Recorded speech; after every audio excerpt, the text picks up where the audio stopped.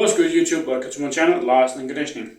Power building is by far the most optimal way to train. And the reasoning behind this is if you are a natural lifter, and this is specifically for naturals, if you're blasting gear, it doesn't really matter too much for you because anything you do will work.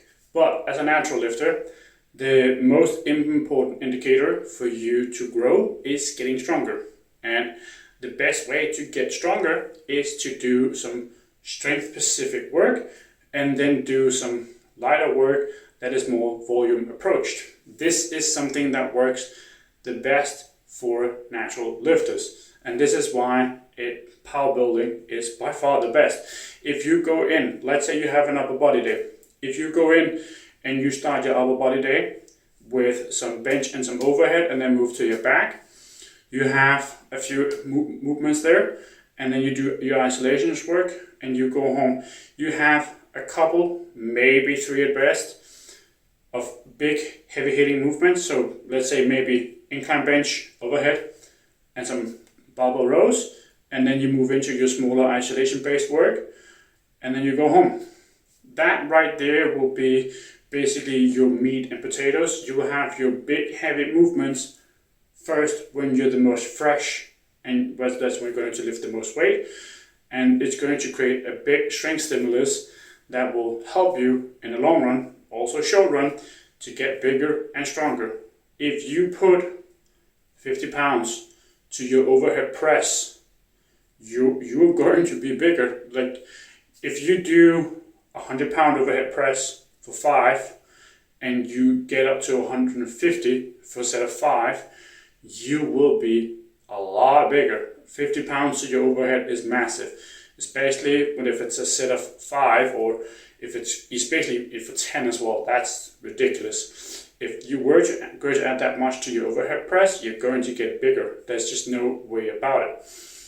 But doing purely big heavy movements is going to leave room for wonder, essentially, which is why you need to do smaller isolation work that can help round out the weaknesses, just not in your strength, but also in the way you're going to look.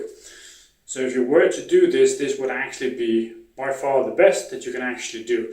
You will have all the big heavy hitting first, and then your smaller, easier work where you don't need to be super aggressive. You can just kind of let yourself feel the muscles, feel the pump, and listen to music and not listen to music. You don't need to go crazy. You can just feel the pump, feel the squeeze. And when you're done, you go home and relax. This is probably going to be the simple best way that you can actually train. Depending on how many days a week you're training, a good rule of thumb if you're going to do a power building style of training is that you have somewhere between 1 to 3 heavy hitting movements. So these things will be squat, bench, deadlift, overhead, rows, and carries. The 6 major movement patterns. You'll have somewhere between 1 and 3 of these particular movements in a session.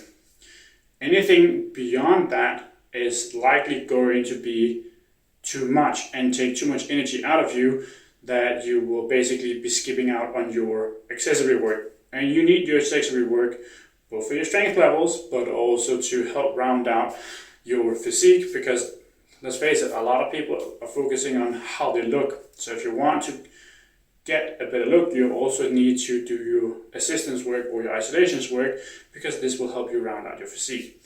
So if you are training 3 or 4 days a week, you can get away realistically with 3 heavy movements each session. If you are on 5 days a week, you should probably at 1 or 2. Some of the sessions can be 3. However, for the most part, you should probably be at 2. I personally, as a strongman, I have a few sessions where I have 3. But for the most part, I will have 2.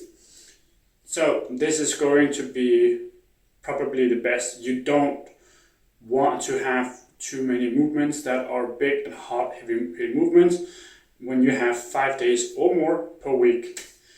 That will just drain you too much. If you just like many other people who follow basically a push-pull program, I would say the way that you could do it is that you have it 1 or 2. So one day you have 1, one day you have 2, one day you have 1.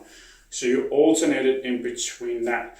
This way it will also help you create a different focus for each of your push-pull sessions.